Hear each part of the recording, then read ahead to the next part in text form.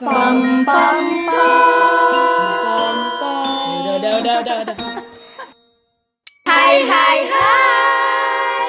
Wah, pada kesempatan kali ini kami kedatangan pamong yang terbaik, terkece, dan Love. Nah, akan berbincang-bincang dengan podcast with the Queen.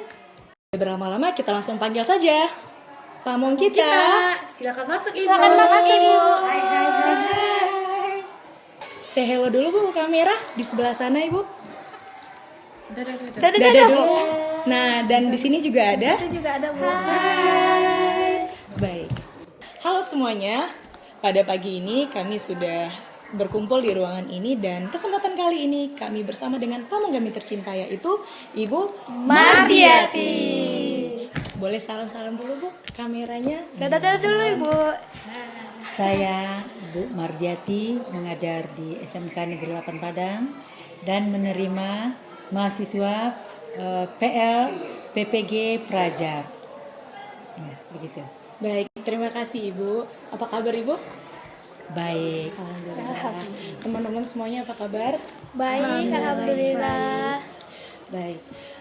Pada kesempatan kali ini kami melakukan tanya jawab dengan pamong kami untuk keperluan tugas. Baik, untuk pertanyaan pertama itu akan ditanyakan oleh saudari Suci Ramadhani. Persilakan. Baik Ibu, untuk pertanyaan pertama yaitu apa tujuan pembelajaran yang Ibu laksanakan di sekolah ini, gitu Bu? Tujuan pelajaran itu yaitu yang kita berikan kepada siswa sebetulnya untuk menentukan hasil akhir dari pembelajaran yang diberikan. Bagaimana proses belajar mengajar itu, hanya hasil akhirnya itu tujuan dari suatu pembelajaran. Oke, baiklah Ibu. Untuk yang kedua yaitu gini Bu, kan Ibu sudah mengajar nih di kelas itu kan Bu. Jadi apa kriteria yang dinilai untuk dipahami dari kemampuan siswa untuk memahami konsep, fakta, dan situasi dan makna gitu Bu? Sebetulnya kriteria itu untuk kemampuan siswa itu ada beberapa yang kita nilai itu. Pertama itu konsepnya apa, kemudian faktanya, kemudian situasi dari pembelajaran itu, kemudian maknanya. Oh, oke. Baik, terima kasih Suci atas pertanyaan dan Ibu atas responnya. Selanjutnya akan ditanyakan oleh saudari Renti, dipersilakan. Baiklah, Bu, untuk pertanyaan selanjutnya, situasi apa saja yang dapat melibatkan peserta didik untuk membuat ide-ide besar segera menarik, konkret, dan sangat penting? Untuk ide-ide besar kita berikan kepada siswa itu bisa kita dalam diskusi, ya, pembelajaran diskusi. Jadi bisa kita akan memunculkan ide-ide besar.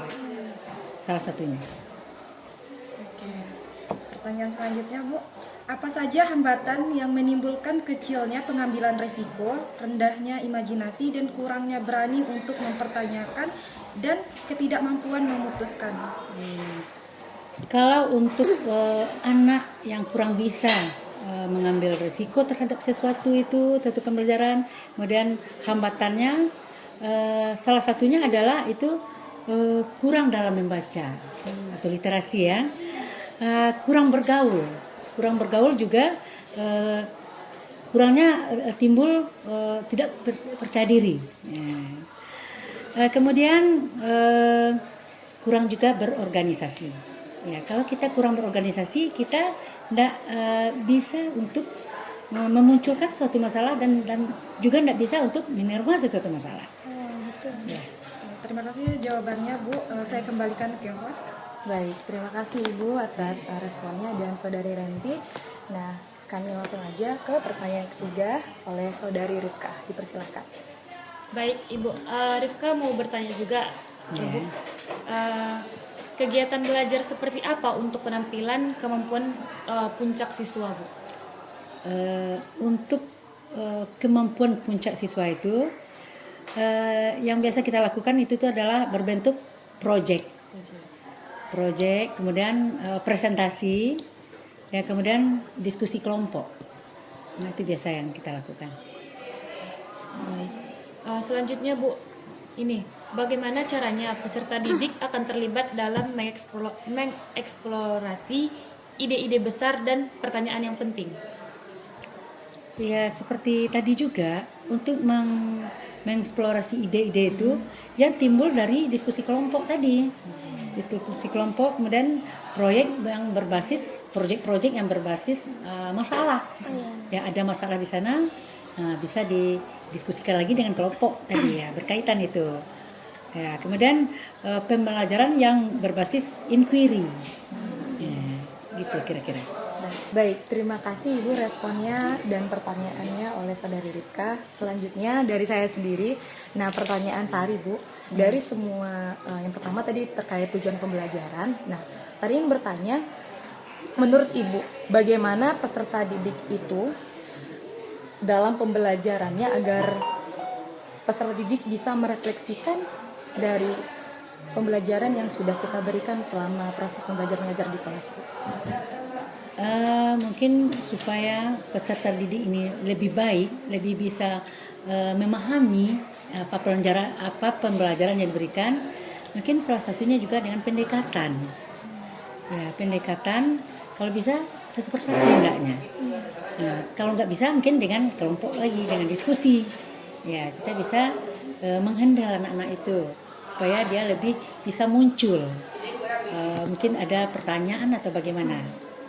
Ya, supaya dia lebih bisa memahami apa pembelajaran yang kita berikan. Oke, baik, terima kasih Bu. Jadi siswa itu disesuaikan dengan kebutuhannya ya Bu ya. Iya. Bisa berdasarkan dari kerja kelompok ataupun yang seperti Ibu sampaikan tadi. Pendekatan yang disampaikan. Baik, ini ada lagi Bu pertanyaan selanjutnya, yaitu bagaimana peserta didik dibantu untuk melihat dari apa yang mereka pelajari dan kita dapat menyesuaikan dengan kebutuhan mereka seperti itu. Sebetulnya untuk penyempurnaan itu ya. Iya. Untuk penyempurnaan yang lebih lanjut itu mungkin saja refleksi pembelajaran. Ya, kita berikan refleksi pembelajaran. Kemudian pengembangan proyek. Ya, misalnya ada suatu proyek, kemudian kita kembangkan. Nah, gitu kira-kira. Oke, baik Bu. Agak sedikit Bu, dalam proses project misalnya Bu, sedikit Ibu ceritakan pengalamannya. Apakah dari respon peserta didik kita? Proyek yang diberikan. Iya benar Bu. Bagaimana responnya Bu? Kita memberikan proyek itu, contohnya ya, Ibu pernah memberikan batik ikat celo. Ya, dengan baju bekas. Ya, dengan warna putih yang polos. Kemudian dia bikin, hasilnya bagus sekali, bisa dijual. Ya, pengembangannya mungkin kita berusaha untuk menjualnya barangkali. Oke. Iya. Sekaligus promosi sekolah kita ya Bu. Ya. Oke, baik. Cukup pertanyaan dari Sari Bu. Nah, selanjutnya ini ada pertanyaan lagi Bu. Pertanyaan terakhir oleh teman kita, Savana Aulia Azhar. Izin ya Bu, mau bertanya, bagaimana cara Ibu menyesuaikan rencana pembelajaran apabila ada perubahan kondisi untuk memaksimalkan keterlibatan dan efektivitas pembelajarannya Bu? Ya, kalau ada perubahan suatu pembelajaran misalnya, kita harus memberikan apa ya, identifikasi perubahan ya kepada siswa. Ya, kemudian analisis dari dampak perubahan itu kita harus terangkan kepada anak. Ya. Kemudian penyesuaian tujuan. Ya, bagaimana karena kita ini dirubah, tujuannya apa gitu. Iya. Kira-kira seperti itu. Oke Bu, sekian saja dari Nana Bu. Ya, kembalikan pada host. Oke, baik. Nah, terima kasih Ibu atas jawabannya dan rekan-rekan atas pertanyaannya. Nah, untuk sesi tanya jawab kita sudah sampai di sini, dan jika ada kesalahan pertanyaan ataupun dalam penyampaian materi kami mohon maaf. Dan kami tutup dengan mengucapkan Assalamualaikum warahmatullahi wabarakatuh.